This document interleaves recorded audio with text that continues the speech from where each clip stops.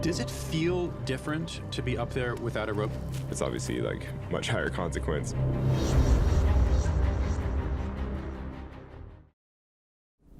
So what's more exhausting, climbing El Cap or being on film tour? Certainly being on a film tour, for sure.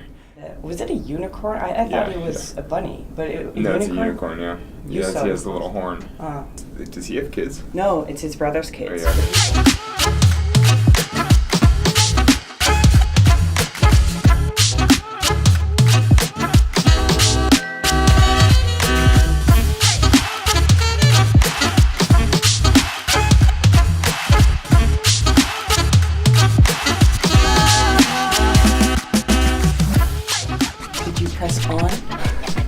I did it like a minute ago just to make sure Perfect. it's on. She's real. I think when I interviewed you like 3-4 years ago, you said, I don't really experience fear when I'm climbing, when I'm eventually doing the free solo climb. I'm only ideally, exactly. if I've prepared properly and if you know, if things go well. Yeah. Because I've certainly experienced a lot of fear while free soloing. Yeah, that became really clear. Yeah. And also you said, well, the people around me, because I think that was one of my questions back then, like how do the people around you perceive it? And you said, well, they're okay because they know what I'm doing. And now you've seen this movie, like it really shows through the eyes of or others. ideally they have no idea what I'm doing, and so then it's not until afterward, and then nobody's that stressed because, I mean, if I'm going free soloing in complete isolation, nobody knows about the plans, nobody knows about anything until afterward, then obviously it's a lot less stressful for everyone involved. Definitely. But now, having seen the movie through the eyes of others and through the eyes of the audience, and does that change the experience in any way? I mean, it doesn't change the soloing experience because obviously the climb is the climb, but yeah, I mean, it changes a little bit. I mean, it changes my understanding of what other people are going through, I guess. Certainly seeing how stressed my girlfriend is and how stressed some of my climbing partners are and how, concerned everybody is. I mean, yeah, it's certainly sobering to know how much everybody else cares. And I was thinking about you living in the van by yourself and now like 3-4 years later in the spotlights throughout the world. Are you learning new stuff? Yeah, I mean, certainly having new experiences. Though it's not quite as stark of a contrast as that makes it sound, just because even when I was living in the van by myself, I was still a professional climber, I was still doing events, I was still, in the public eye to some extent. Certainly the film magnifies that quite a bit, and, it's a different experience for sure. But it's sort of a continuation of what was already happening in my life. Can you imagine a big goal that involves a rope, like a multi-pitch? Oh yeah, of course. Yeah. I mean, the thing is, I've had tons and tons of roped goals. Earlier this summer, I did the speed record on El Cap with my friend Tommy Caldwell, and that was roped up and relatively safe, and something that we worked on for a couple months and did. And I've always had normal climbing goals interspersed throughout my year. It's just that the free soloing goals, draw more attention. Yeah. And so are you the type of climber, can you enjoy relatively easy climbs that don't challenge you at all, but just because they have beautiful lines, or do you need to be challenged in order to? I mean, I like easy climbing. I certainly do a lot of easy soloing, like scrambling in the mountains just for fun. But in general, I think I'd rather, be learning something from a climb. So I'd like for it to be challenging in some way, or at least be new or different, or a route that I haven't climbed, or I'd like for there to be something new about the experience. Yeah, so there has to be something that you can evolve in, kind of. Yeah, ideally. Yeah. I mean, I don't want to just repeat the same routes over and over forever. Especially, I've spent so much time in Yosemite, it'd be easy to just climb the same classic routes all the time. And so I sort of have to force myself to try new things and try harder things and try new projects and, go to the more obscure and different walls, just something to keep it different. And so if we take a goal that would involve a rope, whether it's a track climb route, or what would be interesting for you? I mean, going fast, doing something more difficult, doing something new. It just totally depends on the objective and I don't know. I've been working on a potential first ascent on the right side of El Cap that's roped, but requires drilling some bolts and figuring out where to go, and it's just like a lot of work up on the wall. Yeah. It just depends. And honestly, a lot of the time for me, it's all about climbing with the right partners. Climbing with my friends on whatever they want to do, or just hanging out with the right people. Yeah, because that makes it fun. Yeah, and honestly, you learn more from the right kinds of partners. Yeah, I think when we spoke over email that time when I was interviewing you, you were still planning to do some alpine stuff, and then you got back and you were like, yeah, maybe this is not the rest of my life, right?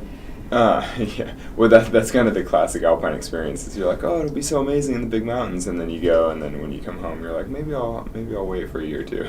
It's really cold. Yeah. Yeah, but at this point though, so I did an expedition to Antarctica last winter, and now it's been almost a full year since I've done anything really adventurous, and I'm sort of planning on maybe going to the mountains again next summer. So we'll see. Okay, sounds interesting. What about any big goals? Do you plan about other things outside of climbing? Yeah. I don't have any other huge goals right now, but certainly some projects at the foundation sort of count in the same way as climbing goals. Often I'll have lists of these are the climbs I want to do this year, and then these are the other things I want to do this year. Like when I went vegetarian, when I started my foundation, various things like that. Where I'm like, I'm making a life change. I'm going to do more something like personal different. growth stuff. Yeah, totally.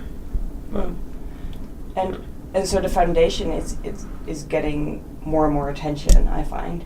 Yeah, well, partially because I actually hired an executive director, so a woman that works for it full time, who's so basically we have an independent 501c3 now, and basically it's all just sort of scaling up.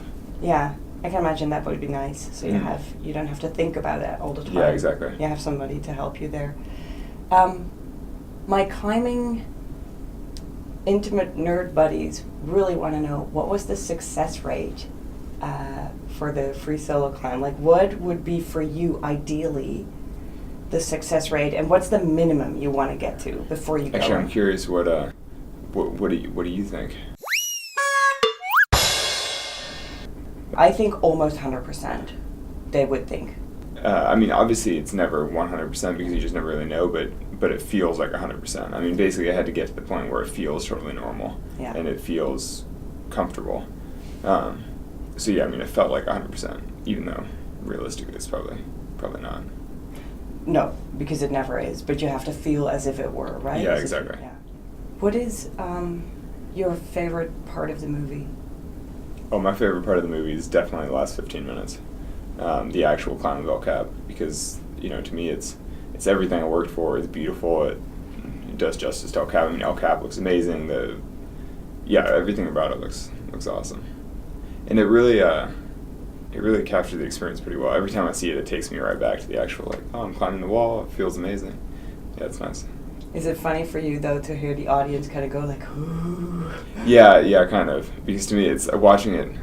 It feels very comfortable, and I'm like, oh, this is so great, and makes me totally happy. And then you look around, everybody's covering their face, and they're squirming, and yeah, it's funny.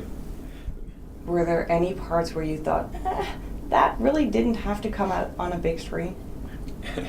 Yeah, there's certainly some conversations with Sonny, with my girlfriend, and there are a few things that when I see them or when I hear them, I cringe a little bit, and I'm like, ooh. That's not the best way of saying something, but Can you give one example? Well, the whole scene of us buying the house in Las Vegas, where I'm being pretty unsupportive, and she's trying to build a nice home, and I see that, and I'm like, oh, that's being a bad boyfriend, that's just bad. But that's kind of. You take 2 years of life, and obviously there are moments that are unkind, and then moments that are great. The film certainly captures a lot of really nice moments with us together too. That's real life. That's just. Actually, a lot of my friends have asked for the uncut 4-hour, just the actual climb. The long shot from the meadow with nothing, just the real time. Which actually, I'd be interested to see, but.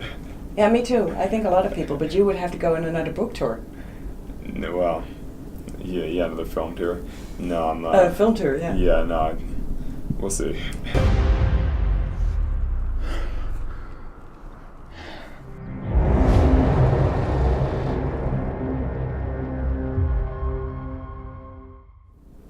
So what's more exhausting, climbing El Cap or being on film tour? Certainly being on a film tour, for sure. I mean, if nothing else, just because I basically practiced for 20 years for climbing El Cap, and I'm in month 3 of film touring. I'm sort of, hopefully I don't go another 20 years.